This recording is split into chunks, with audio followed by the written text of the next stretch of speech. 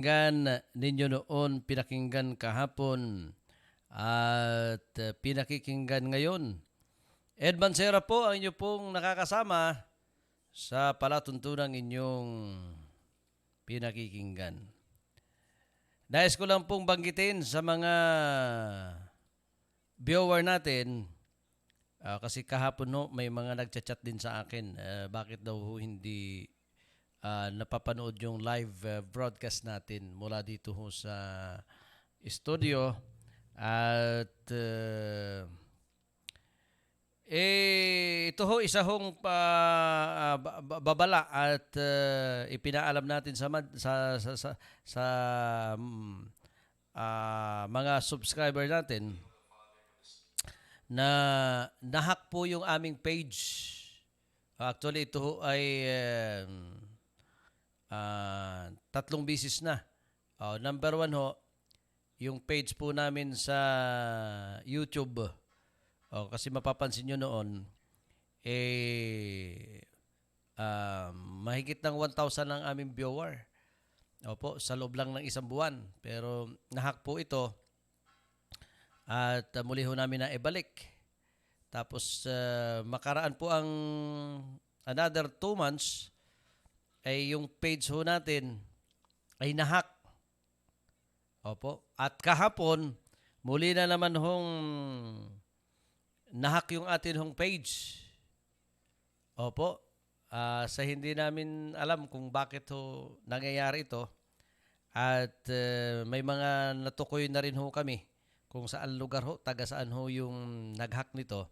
Idudulog ho natin ito sa kinaukulan kung ano ho ang nararapat. Opo, ano po ang dapat gawin dito ho sa mga ganito hong pangyayari.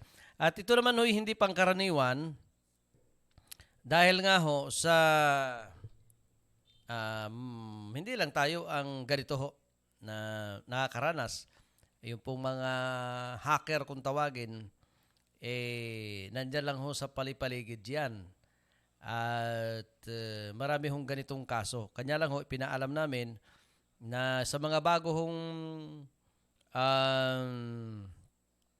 nanonood sa aming channel, ay yun pong more than 1,000 na rin ho na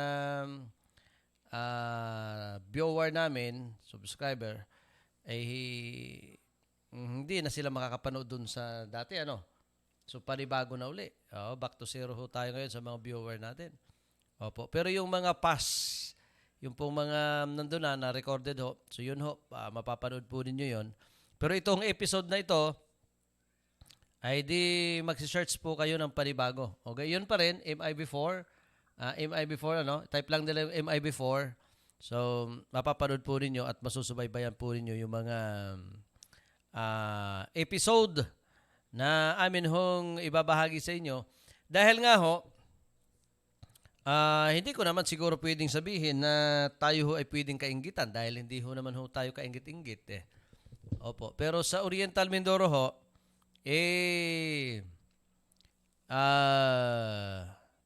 nag-iisa lang kaming online radio na ang approach so is EM radio. Opo, yun pong mga komentaryo at balita ay hindi man ho kami updated ika nga, nakakasabay kami. Yung mga malalaking balita ho ay nailalabas ho natin dito sa atin hong online radio. Opo. Yung iba naman ho, mayroon ho silang mga channel, nagkakapagbalita rin naman ho sila. Pero hindi ho yung tinatawag na continuous, yung tuloy-tuloy. Kasi sinisikap po namin, kumbaga, sabi nga ho is religiously, sinisikap po namin na alas 6, opo, kami ho ay on air na at kung maaari ho alas 10 ng gabi kami ho ay inyo pa hong nakakasama. So sinisikap po namin to dahil nga ho sa kagustuhan namin na mabigyan namin kayo ng karagdagan. Hindi ho namin kiniklaim na kung ano man, hindi ho kami nagkiklaim na kami yung number 1, hindi ho. Kahit kami pang-5, pang-4 na, kayo na ho ang magaling. So, hindi naman, sabi nga ho natin, hindi ho kami nakikipagkumpetensya. Oo. Dahil, itong channel na to, pang habang panahon. As long na tayo ho'y pinapayagan ng Facebook at tayo naman ho ay napapanood, hindi ho kami nakikipagpaliksahan katulad ho ng iba dyan na gamit ho ang makinarya ho ng gobyerno, opo, para makapaghatid ng balita.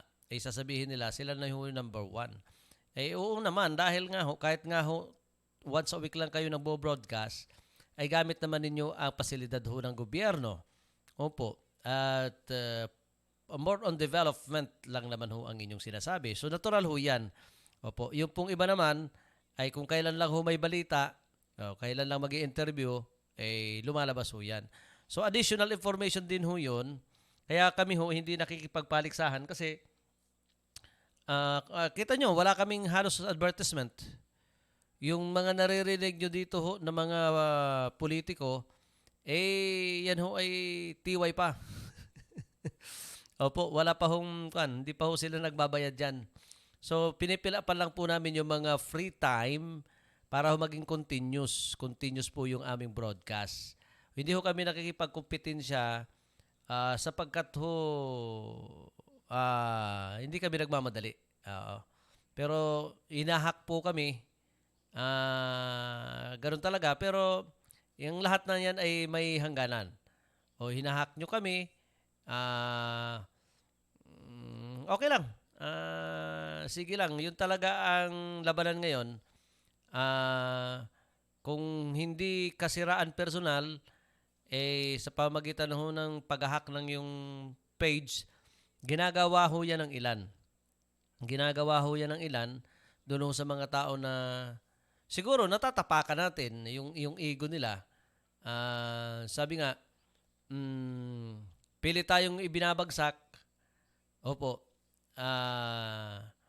Siguro yung mahirap pagbintang pero may mga previously nang nangyari. Oo, doon sa mga ilang kasamahan natin sa dating kasamahan natin na nagwalang ya. Oo, siguro may mga access sila kung paano tayo ibablock. Pilit nilang inaalis ang ating karapatan na makapagbigay ho ng ganitong uri ho ng broadcast. Nung una, gumawa kayo ng paraan para mawala yung radio station sa akin. Oo. Ngayon naman, mayroon tayong online radio. Baka isa ito naman sa mga ginagawa ng ilan sa mga mababait nating nasa industriya. Pumukus na lang po kayo doon sa politiko na inyo pong ipinopromote. Ayaw ko kayong pagbintangan pero pag pinagtagni-tagni ho natin ang mga pangyayari, mukhang yun na naman ang inyong ginagawa. Opo. Focus na lang kayo kung sino yung politiko na inyong ipinopromote. Wag na ho kayong mamurwisyo. Wag na ho kayong mamurwisyo. Meron na ho tayong 15 minuto. Makalipas po ang alas 8 ng umaga. Ang Pilipino, pulso ng Pilipino, pulso ng Pilipino, pulso. Mukha pong sa palaot ho itong bangayan ho ni Pangulong Rodrigo Duterte ho at saka ni Manny Pacquiao. Dahil sinasabing kung tutuusin, malinaw kung lilinawin natin, masyado na kasing sinasakyan ng iba't ibang tao po, iba't ibang grupo. Malinaw yung sinabi ni Pangulong Duterte na maglista si Manny Pacquiao ng ahensya ng gobyerno na sinasabi niyang korap. At sabi pa nga niya, wala pang isang linggo, siya na mismo papaimbestiga. Wala pang isang linggo, matutukoy na niya kung totoo o hindi ang sinasabi ni Pacquiao na 3 beses na korap ang atin hong bansa. So, siya ang magpapaimbestiga. Hindi si Pacquiao. Di ba? Kanya lang, sinakyan ito ng iba't ibang personahe po sa politika. Naliligaw na ho yung nalalayo na. Nalalayo na ho yung usapan. Pati personal ni Manny Pacquiao ay nauungkat na. So, doon ho nakikita natin yung mali siya ho. O ngayon, nagsipaglabasan, sinasabing sira ulo si Pacquiao. Sinasabi na, siyempre kulang daw ho ng pinag-aralan. Ang pag-aaral ba ay nasusukat sa diploma? Oo. Nasusukat ba sa malalaki at mga magagarang school o paaralan ho kung saan ka nagtapos para ibandera mo na kaya mong pamunuan ang bansa? Oh, 'di ba? Marami na akong sumasawsaw. 'Di ba? Ba't takot na takot kayo kay Manny Pacquiao? Hayaan natin. Hindi pa nga ho nagpa-file eh. Sabi niya, gusto niya maging presidente. Kahit sino ho ay gusto maging pangulo ng bansa. Eh ako, gusto ko maging pangulo ng bansa. Oh, di ba? Kahit sinong Pilipino ay mayroon hong karapatan na pamunuan po ng Republika ng Pilipinas. Kasi Pilipino ho tayo. Malayang bansa. Opo. Ba't takot na takot kayo kay Pacquiao? Ginigiba nyo ng todo-todo. Pabayaan nyo. Iboto ng taong bayan. Oh. Dahil ba sa hindi nakapag-aral o hindi nagtapos, walang diploma, yung sinasabi nyo na ganun? Disqualified na ba ang mama? Disqualified na ba si Manny Pacquiao? Di ba? Di pabayaan yung kumandinato ay di. Pero yung sisiraan yung personal, di ba? Kayo na lang ba magagaling? Oh, di ba? So yung pagnanakaw, graft and corruption, kita naman ho ninyo. Hindi man aminin, syempre kailangan, minsan kasi may mga tao na parang kwan yan parang parula yan Yung parula, alam po ba din yung parula? Yung ilaw niya nandun sa dulo, malayo ang nararating. Pero yung puno, sa kanyang parameter, sa kanyang barometro, sa kanyang kinatatayuan ay madilim. Oo. So nakikita ho yung malayo pero yung malapit ho ay hindi. Di ba ga? Kasi nga, siguro nagkakamali lang ho ng interpretasyon. Oo. So mayroon pa ring pagnanakaw sa hindi siya nagbibintang. Dahil nga may mga tinanggal nga ang Pangulo at hanggang ngayon, si Secretary Bihika ba? Mayroon siyang 6 o 5 ahensya ho ng gobyerno na nakabinbin po ang kaso. Oo. Makikita natin, i-search natin si Botsware sa kanyang kasi ang press list niya kahapon sa interview, mayroon siyang 6 o 5 ahensya ng gobyerno na idinulog sa ombudsman. Oo. Actually, ngayon wari, papile na yung kaso sa DOH. So, pero hindi pa naman napapatunayan. Ang lahat ng yan ay akusasyon. Hindi lang si Pacquiao ang nag-aakusa. Opo. Masyado lang nasisingle out si Manny Pacquiao. Hindi lang si Manny Pacquiao ang nag-aakusa. So mayroong mga pagdududa. Kaya nga ho may investigasyon, may mga nabibinbin pang investigasyon ho. Ang ilang ahensya ng gobyerno laban sa iba't ibang ahensya ho.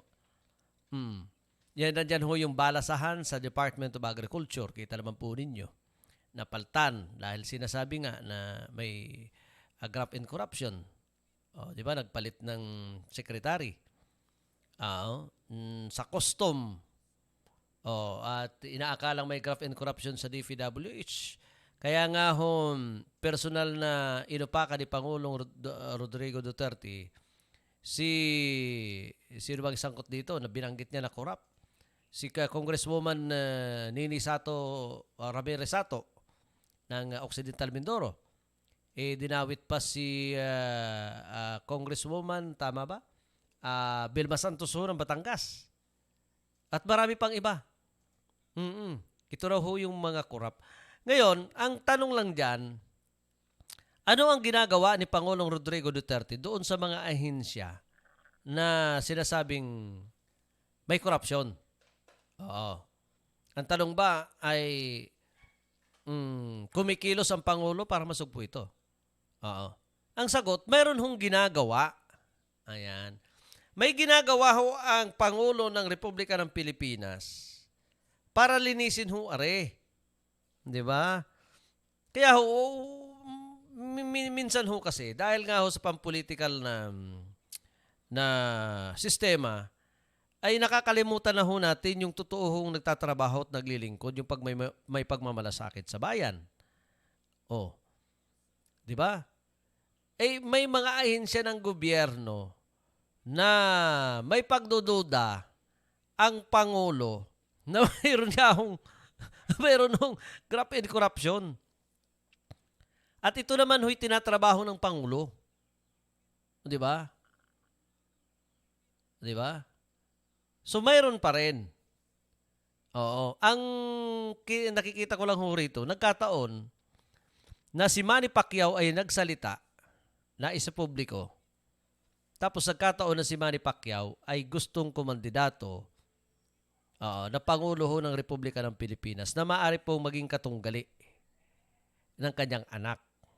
Oo. Kaya medyo nagmamarahiti ho itong ating Pangulo. Opo. Pero kung nagkataon siguro na si Manny Pacquiao ay walang ambisyon for presidential race, di ba? O Pangulo ng Republika ng Pilipinas. O dili kaya'y walang maaring manukin si Pangulong Rodrigo Duterte sa pangpanguluhan ho. O ikangay, wala talaga. O kung mayroon man, siguro nasa partido nila, pero yung malapit sa kanya, siguro hindi magagalit ang Pangulo kay Manny Pacquiao. At hindi naman siguro babanggitin in public ni Manny Pacquiao yung sinasabi niyang pagbibintang ng may graft in corruption pa rin sa bansa. O yun lang naman ho yun eh. Oo. So i-analyze ho natin pag na-analyze po natin itong mga bagay na ito, wag na ho tayong sumausaw. Oo, may mga ilang media dyan, napaka-personal na ho yung banat. Oo.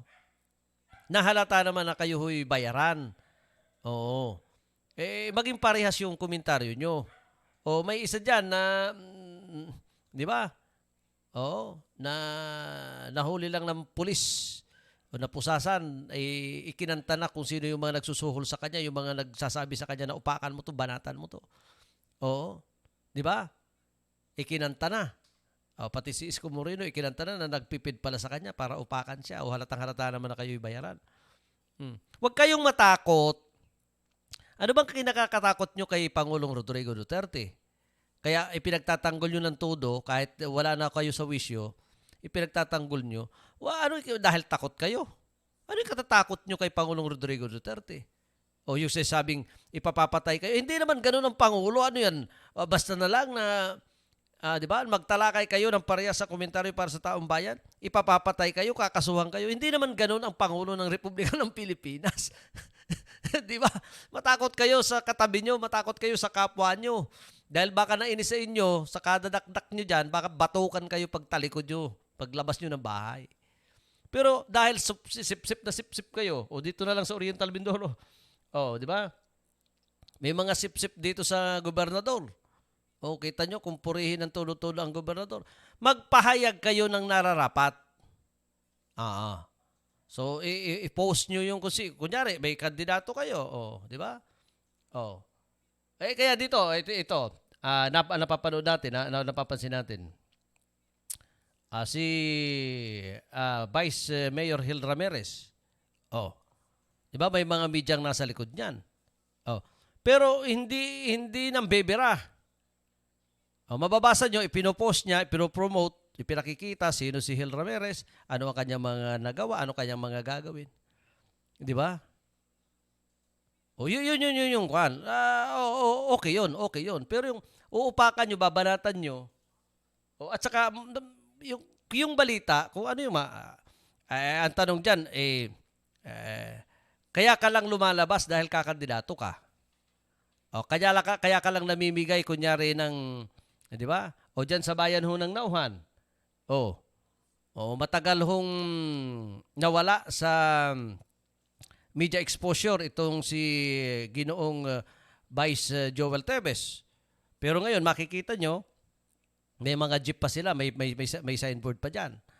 May tarpaulin pa at sinasabi, may libreng pandesal, namimigay ng pandesal. Dahil nga ho, kakandidato. Opo. So, exposure nila yan. Ba't naman natin di ba? Ba't natin sila pupulaan? Bahagi po yan ng political exposure. Gumagawa ang isang politiko para ho sila'y mapansin. Para sila. Pero sasabihin nyo, sasabihin namimigay ng pandesal si Joel Teves, si John Bugarin, dahil gusto nila makatulong sa taong bayan. Hindi ho yun. Hindi napakababaw. Sasabihin nila may pagmamalasakit, libreng pandesal. No, hindi ho madadala sa pandesalaang ang taong bayan. Pero yan ay ginagawa dahil bahagi po yan ng kanilang exposure para sila ay mapansin. So dapat maging bukas ang isipan natin. Huwag nating husgahan. Pabayaan natin sila paano sila mapansin. So pagdating ng eleksyon, ibotoho natin yung nararapat. Di ba? Bobby Navarro, nakikita nyo pumupunta sa bawat barangay, ganito. May daladala hong project. May daladalang programa. Because nandyan siya ho, empleyado pa siya ng gobyerno. Di ba? Administrator pa siya. So karapatan niya na pumunta sa barangay at magkonsulta, magbigay ng project, magsalita. Dahil siya administrator. Di ba? Pero siya alam nakakandidato. So nagagamit ng isang incumbent. Ito yung advantage. Nagagamit ng isang incumbent official at saka ng elected official ang makinarya ho ng gobyerno sa pampolitical purposes. Wala kang magagawa Di ba? So wala namang advantage pero hindi ka nagtitake advantage. Magkaiba po 'yon. Advantage pero hindi ka nagtitake advantage. Di ba? Marion Marcos, kakandidatong mayor ho ng Nauhan. Tatlo ho yan. Konsyal ng bayan at pangulo ng Samahan Association ng mga konsyal sa buong lalawigan. Kaya tumatayo siya bilang isang board member. Pumunta sa barangay, may daladalang proyekto. May dalada kung ano. Naturalmente. Wag na nating isyuhan yung mga ganon. Anong balita doon? So may mga media na nagpo-promote kay Marion Marcos. Meron din kay Bobby Navarro. So bahagi yan ng political propaganda na wag na nating isyuhin kung ano-ano pa. So ganon din ho kasakwan. Ganon din ho sa lalawigan ng Oriental Mindoro. Paliksahan. Anong ginagawa ho? Kita ho naman ninyo. Si Governor Bons. Ang daming project ni Governor Bons. Makikita naman nyo sa Facebook. Masipag yung tao. Ang kalaban ay si Congressman Doy Liatson. Kita nyo. Malimit sa 2nd District si Congressman Doy. Naturalmente nga, yung pagpunta niya sa 2nd District, ay may bagay naman dahil tie up sila ni Congressman Boy Umali. At si Doy is senior deputy speaker ho ng Kongreso. Opo. So pero yung mga bagay na yan is bahagi pa rin ng politika. Hindi naman kayo inaano. Mapapatay ba kayo kapag di ba? Magkakasakit ay bagay pero hindi literal na magkakasakit kayo kapag kinausap nyo kung sino mang politiko. Di ba? Ay advantage pa nga ho yan dahil sisipag itong si Bons Dolor, si Governor, kasi may kalaban. Sisipag siya, talagang kailangan ilabas niya ang pera ng provincial government, gastusin niya, ipakita sa tao na siya ay nagtatrabaho. Si Congressman Doy, ganun din ang gagawin ni Congressman Doy kasi hindi lang 2-3 tao ang buboto ho. At ang tao naman ho'y matalino. Yung nararapat talaga ang dapat iboto. Ano ang kailangan iboto? Yung gobernador na patamad-tamad? o gobernador na masipag. So kailangan ho magsipag si Governor Bones. Opo. Para hindi maagaw sa kanyang pwesto ang pagiging gobernador, hindi maagaw sa kanya ni Congressman Doy. Siyempre si Congressman Doy naman, sisipag din yan. Kita naman ho ninyo. O hindi pa man gustong kumandatong gobernador ng lalawigan, masipag naman ho yung tao. O dito na lang sa 1st District, kita nyo. O, kung kayo ay mapagmatsyag sa larangan ng politika, ikumpara nyo si Congressman Doy. Doon sa mga naunang naging congressman. O di hamak na agresibo ho si congressman. Kita na ho ninyo. Daming project. At mahal din ng taong bayan, siyempre. Di ba? Si Governor Bonsaman, talagang likas naman na masipag yan. Kanya lang ho, siyempre, competition ho yan. Pabayaan natin sila. Taong bayan ho makikinabang, pabayaan ho natin sila. Ini-issuean niya, sabi, may puntos naman itong si Kwan. May puntos naman itong isang texter. Doon ho sa sinabi ni Gov Bones, na wala siyang bata sa Ormeco. Totoo naman na wala siyang bata sa Ormeco. Dahil hindi naman niya bata yung kanyang kapatid. Oo. Ang issue naman ay, hugas kamay daw si Governor Bones na sasabihin wala siyang bata sa Ormeco. Wala naman talaga dahil kapatid niya yun nandun. Totoo naman ho. Nandun naman talaga si Humphrey. So, ang ibig sabihin siguro na bata, yung tauhan, walang blood relation na nandyan ho sa Ormeco. Ikaw na ho yan. Ibang usapan na yan. Oo. Kasi, sabi nga, bata-bata system. 35 minutos. Tutuloy natin to. Itutuloy natin tong ganitong uri ho ng pag-analisa at komentaryo. 35 minutos. Makalipas po ang alas 8 ng umaga. Sandali lang. Pilipino, pulso ng Pilipino. Pulso ng Pilipino. Pulso ng Pilipino. Pulso ng Pilipino. Luzon, Visayas at Mindanao. MI-Before na papanahon sa makabagong teknolohiya sa larangan ng online radio saan mang bahagi ng mundo pinapanood, pinakikinggan. Mindoro Internet Broadcast. Mindoro Internet Broadcast.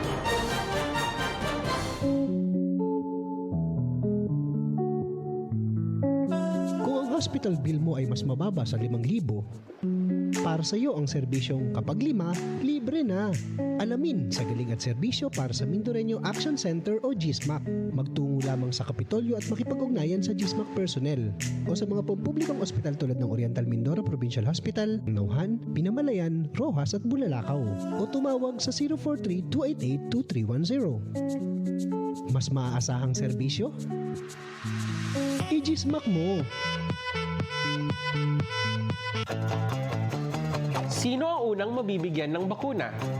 Bibigyang prioridad ng gobyerno ang mga frontline health workers, senior citizens, indigent population at uniformed personnel para sa bakuna. Bakit sila ang bibigyang prioridad para sa bakuna? Dala ng limitadong supply ng bakuna, binigyang prioridad ang mga frontline health workers at uniform personnel upang mabigyang proteksyon ang mga nasa linya ng trabahong mas mataas ang posibleng exposure sa virus at mapagpatuloy nilang gampanan ang kanilang responsibilidad sa publiko at pribadong sektor. Uunahin ding bakunahan ang mga vulnerableng grupo tulad ng matatanda at indigent population dahil sila ay higit na apektado kung magkaroon ng malubhang COVID-19. Pwede ba akong bumili ng bakuna sa pribadong klinika or parmasya? Hindi maaaring bumili ng bakuna mula sa pribadong klinika o parmasya. Sa kasalukuyan, ang gobyerno lamang ang otorisadong bumili at mamigay ng bakuna. Hanggat wala pang full market authorization ang Philippine FDA, walang maaaring magbenta ng kahit anong bakuna sa COVID-19 sa publiko. Libre ba ang bakuna para sa prioridad na grupo? Ang gobyerno ang sasagot sa bayad sa bakuna para sa ating kababayan na kabilang sa prioridad na grupo. Kung hindi ako kasama sa prioridad na grupo, paano ako makakakuha ng bakuna? Patuloy ang pakikipagnegosasyon ng gobyerno para masiguro ang sapat na supply para sa lahat ng Pilipino, kabilang ang mga hindi nasama sa prioridad na mga grupo. Bakit kailangang magpabakuna? Bakit nga ba vaccination? Ang pandemyang ito ay kumuha ng maraming buhay at patuloy pa nitong nilalagay sa peligro ang buhay ng nakakarami. Pinahina din nito ang ating ekonomiya at maraming Pilipino ang nawalan ng trabaho dahil dito. Sa pagkatuklas ng bakuna laban sa COVID-19, nagkaroon tayo ng oportunidad na malabanan ang pandemyang ito. Sa tulong ng mga bakuna, ay may iwasan natin ang sintomas ng impeksyon at posibleng maiwasan din ang malalang impeksyon at matigilan ang pagkalat nito. Gayunpaman, gaya ng iba pang mga bakunang ginagamit sa nagdaang dekada, ang abilidad nitong protektahan ang ating komunidad ay tataas lamang kung hindi bababa sa 70% ng ating populasyon ay bakunado. Halimbawa, kung ang iyong barangay ay mayroong 100,000 katao, hindi dapat bumaba sa 70,000 ang dapat mabakunahan upang matiyak na proteksyon ang buong komunidad. Kaya ating tandaan, ang pagbabakuna ay hindi lamang para sa iyo o sa iyong pamilya. Ito ay para din sa iyong barangay, lungsod at probinsya. Tara sa Vida Vaccination! Mula sa gitna ng lungsod ng Kalapan, MIP4 Mindoro Internet Broadcast sa makabagong teknolohiya sa larangan ng online radio, tunog EM Radio, tunog EM Radio, mga palatuntunang pangradyo ngayon nasa internet na. MIP4 Mindoro Internet Broadcast. Una sa balita, musika at rap. Tunog EM Radio. MI4. Tunog EM Radio. MIP4 Mindoro Internet Broadcast. Abangan, subaybayan, panoorin, pakinggan. MIP4 Mindoro Internet Broadcast.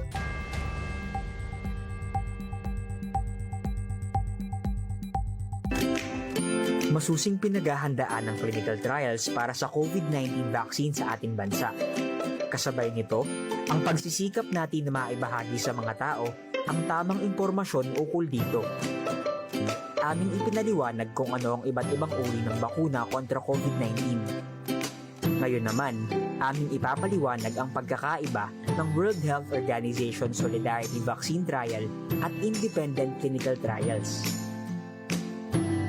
May dalawang klase ng clinical trials na isasagawa sa bansa. Ang World Health Organization Solidarity Vaccine Trial at Independent Clinical Trials.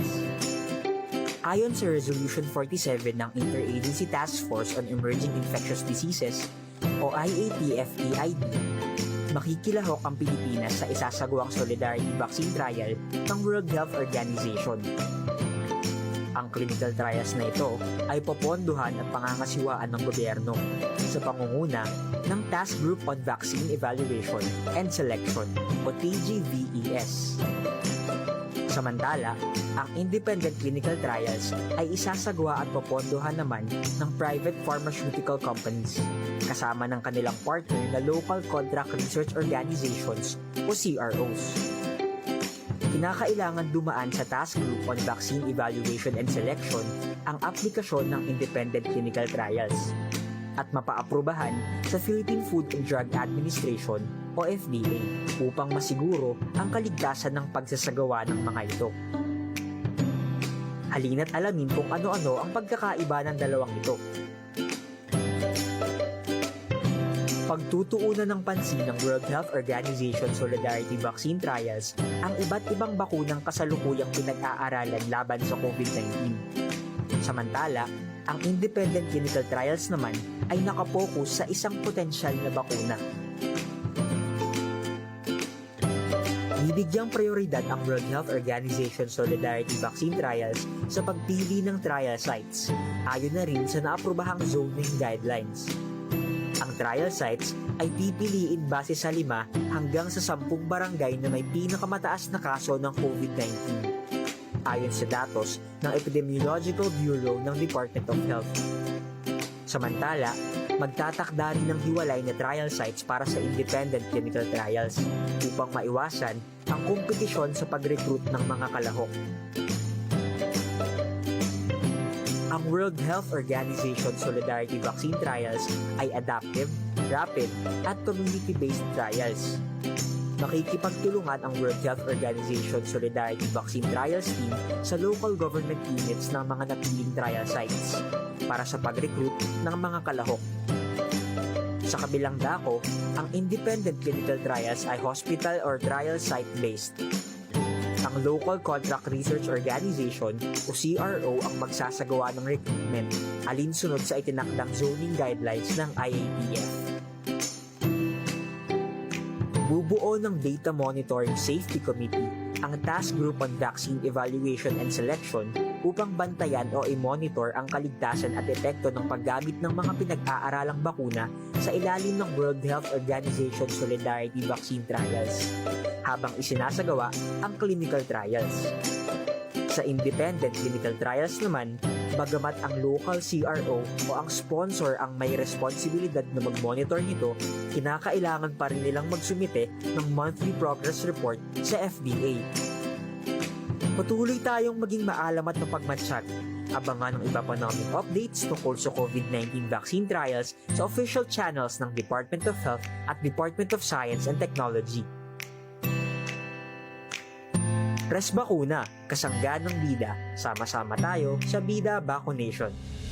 Mula sa gitna ng lungsod ng Kalapan, MIB4 Mindoro Internet Broadcast sa makabagong teknolohiya sa larangan ng online radio, Tunog EM Radio, Tunog EM Radio, mga palatuntunang pangradyo ngayon nasa internet na. MIB4 Mindoro Internet Broadcast. Una sa balita, musika at rap. Tunog EM Radio. MIB4. Tunog EM Radio. MIB4 Mindoro Internet Broadcast. Abangan, subaybayan, panoorin, pakinggan. MIB4 Mindoro Internet Broadcast. Luzon, Visayas at Mindanao, MIB4 na papanahon sa makabagong teknolohiya sa larangan ng online radio saan mang bahagi ng mundo pinapanood, pinakikinggan. Mindoro Internet Broadcast. Mindoro Internet Broadcast. All the way to Poblacion, Baco Oriental, Mindoro. Partner, Tarpaulin Printing Services. We offer Panaflex, lamination, scanning, printing, stickers, rush ID, signages, t-shirt printing. Your items, you name it. Cups, election t-shirt, election tarpaulin, planner, J-handle umbrella, white t-shirt, silk screen, mugs, sublimation, wall clock, plastic ballpen, bowler ID, collapsible fan. Owned and managed by Mr. Abner Garcia. Ibang-iba po tayo sa presyo ng ibang may mga printer kasi po hindi po kami kumukupa ng peso. So, kaya po namin ibigay sa inyo na sa murang halaga. Hindi na po sila pupunta ng Maynila upang makamura. Dito po, presyong Manila, ang presyo po natin dito. Mabilis at quality print po ang ibibigay nito sa atin. Madali pong kausap ang management po. Partner, Tarpaulin Printing Services, Poblacion, Baco Oriental, Mindoro. For more information, call or text 0920-658-0051 or 0995-444-8304. Dahil hindi umuupa ng pwesto, madaling kausap, presyong Manila, garantisado at may discount pa. Tangkilikin ang sariling atin. Partner, Tarpaulin Printing Services, Poblacion, Baco Oriental, Mindoro.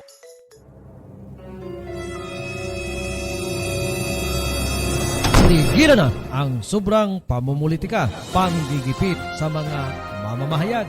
Manapay harapin natin ang tunay na pagbabago ng bansa. At ngayon, narito ang palatuntunang Pulso ng Pilipino. Pulso ng Pilipino. Noon nasa radyo, ngayon nasa internet na. Pulso ng Pilipino. Pulso ng Pilipino. Ito na ba ang tinatawag na malayang pamamahayag? pulso ng Pilipino. Pulso ng Pilipino. Ng Pilipino. Balik ho tayo doon sa mukhang malakas. Yun. Balik ho tayo doon sa atin hong tinatalakay kanina. Tungkol ho sa Ormeco. Opo. So, yun nga ho. Hindi ko naman sa pinagtatanggol ang gobernador. Pero, hindi pa man gobernador si Bons, nasa Ormeco na ho si Engineer Humphrey. Oo. So, hindi siya matatawag na tawag ba doon? Political appointed. Oo. Hindi ko sa pinagtatanggol ho. Kumpara naman ho doon sa doon sa mga ilang director na talagang identified na bago naging director ng Ormeco, bago naging empleyado, ay gawa ho ng politiko. Opo. Dahil si Engineer Humphrey, board member pa rin nun si Bones? O vice governor na rin? O board member? Oo. Empleyado na ho yan si... Una, naging director ho yan si Engineer Humphrey. Naging director, tapos nag-resign. Naging director siya ng Ormeco San Teodoro, Baco, Puerto Galera. Nag-resign dahil sa isang posisyon ho sa management. Opo. Tapos nagkakaso ho yan. Kung ba ikinukwento ko lang, nagkakaso tungkol dyan sa Ormeco. Related sa Ormeco ho. At parang doon sa kaso ay sinabi na resign ka muna temporarily habang nasa kaso, habang dininigwari yung kaso. Tapos parang nanalo siya. Nanalo sa kaso, tapos balik uli. Tapos pinapag-resign ni Governor Bones dito ng politika nung naging gobernador ho si Bones. Pinapag-resign. Dahil nga ho, nai-issue, kesyo, ganito, ganyan. Hindi naman ho tinanggap ni General Manager Bart Mendoza ho ang resignation. So, lehitimong empleyado ho si Humphrey. Oo. Siguro walang kaugnayan sa... Kasi engineer naman ho, qualified naman ho itong tao. At sabi ko nga, hindi pa politiko. Ang mabigat dyan, nung dahil sa politika, balik ulit tayo. Ang ini-issue pang isa, na yung pagiging provincial administrator ng kanyang kapatid, si Yobart Dolor. Yun, isa ho yun sa mga ini-issue. Ayun ho yung ito yung mga, at sinagot na rin ho yan, ni Bones kung bakit sa bawat kukan siya. Pero nga ho, sabi nga, may mga tanong na at may mga kasagutan na minsan hindi ho yan naiintindihan na uunawaan ng taong bayan. Opo. Kahit may magandang intensyon ho si Governor Bones sa pagiging administrator ng kanyang kapatid, sa pagtingin ho ng tao, walang pananagutan sa batas, nasa batas, walang masamang intensyon ang gobernador, opo, na ilagay yung kanyang kapatid, at walang take advantage, siya ang naging parang acting provincial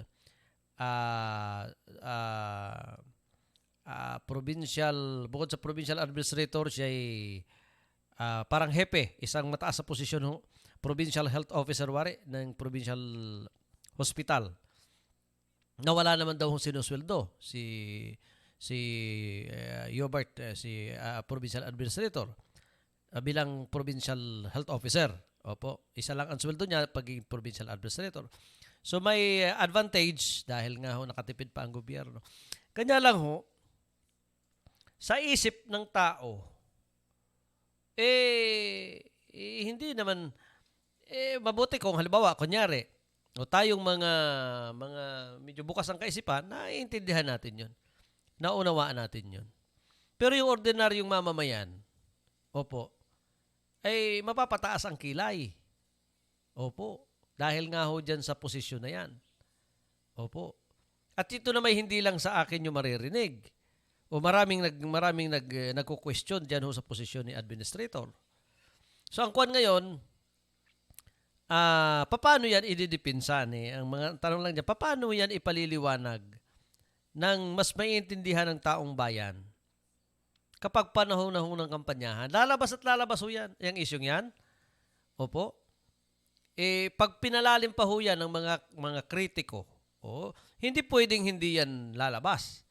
O yung pagsabing sinasabing Dolor Provincial Capital na yung Kapitulyong yan. Opo, ang kwan dyan, ang pagandahan lang yan, ang puro paganda. Depende ho yan sa PR, sa PR ho na humahawak. Kung paano ho ididipinsa yan, yung mga ganyang issue ho, ng Dolor Brothers. Opo. Nasa kwan ho yan yan ay bukas na katotohanan. Pero pagdating ho ng eleksyon, lalabas at lalabas ho yan mga ganyang bagay. Kahit ilang ulit hong magpaliwanag dyan ang gobernador, yan ho ay hahalongkayin at hahalongkayin ho yan siyempre, ng kalaban sa politika. Sino ga naman ang maghahalongkat niyan? Sino ga naman ang, di ba? Siyempre, kalaban sa politika. O sinong kalaban sa politika? Siyempre, si Congressman Doy. O isa ho yan sa mga issue na talagang ibabato ho yan kay Governor Bonds. So, depende ho yan kay Governor Bonds kung paano niya ito ipaliliwanag. Yung mga kwan dyan yung mga media man dyan ni Governor Bonds, yung talagang tawag doon, propagandista ho ni Governor Bonds. So, depende na ho sa kanila yan, paano nila ito ipaliliwanag sa taong bayan. Opo. Kasi nga,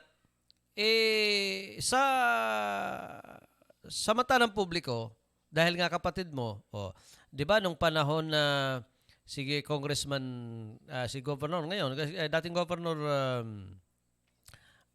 Boy Umali, o ba? Di ba? Isa sa mga naging issue sa kanya, yung pangiging alam na nung kanyang anak. Di ba? Nilagay niya yung kanyang anak, si Steph. Binigyan niya ng isang posisyon doon. Oo, medyo kwan doon.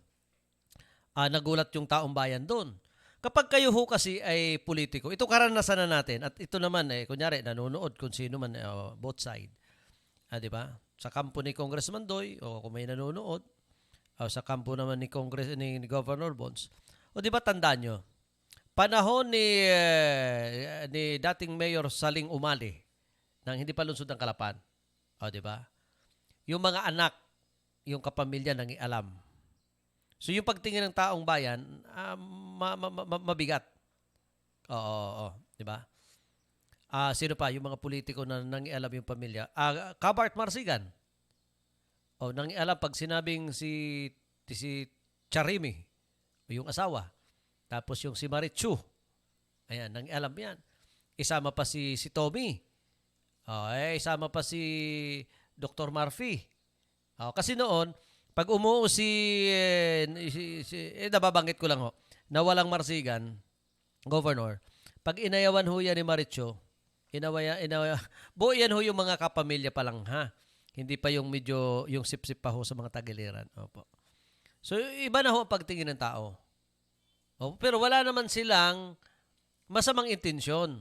Nagkataon lang nakapamilya, kadugo, na nandun ho sa bakuran ng gobernador. Ano ho yung mga komento ng taong bayan. Di ba? Sino pa? Arnan Panaligan.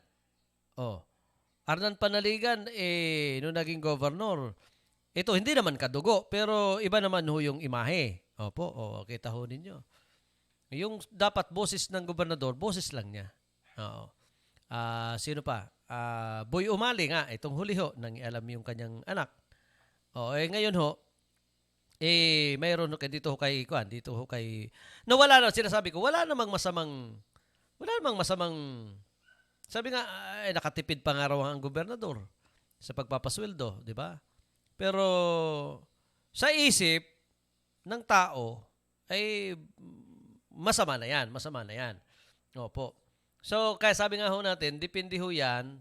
Kasi yan ay hindi pa man ho politika, lumalabas na ho yung issue yan. At yan ho itanong ng taong bayan kasi may mga tao ho na hindi ho nila matanggap yung mga ganitong uri ho ng nangyayari ho sa ating gobyerno. O, di ba? Sa presidente ng Pilipinas nung araw, panahon ho ni GMA, tama ba? Nangialam aring asawa. Oo, first gentleman. Oo. Kita nyo pag umuo, di ba? Yun yung mga yun yung mga tugtugin na sinasayawan na minsan ho'y nauumay na yung tagasayaw. Po yung mga pangyayari. Kay Congressman Doy, naging mayor, walang kamag-anak na nangialam. Oo. Sino pa yung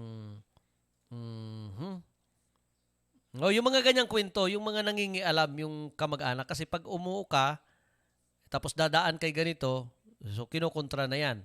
Ang binabanggit lang ho natin dito, yung mga nanunungkulan sa gobyerno, yung mga politiko na nangingialam po yung mga kapatid na hindi naman nila intensyon yung pangingialam na makasira. Dahil nga lang ho sa kamag-anak, kaya ho yung iba, ang ginagawa ho nila ay iniisak sa mga kamag-anak o kadugo, hindi binibigyan ng yung pinakang masila na posisyon. Nasabi nga ho natin, sa legal, ay legal naman ho yung pag-uupo o pagkaupo ho ni administrator. Oo. At nagtatrabaho naman.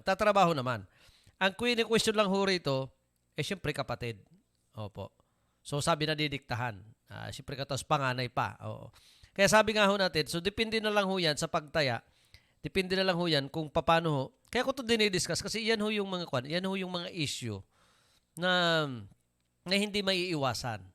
Oo, at may mga may mga sagot naman ho sila diyan. Sabi nga natin, depende na lang ho yan sa propagandista ho ni ni Governor Bonds kung paano ito ipaliliwanag, nakatanggap-tanggap ng taong bayan. Opo.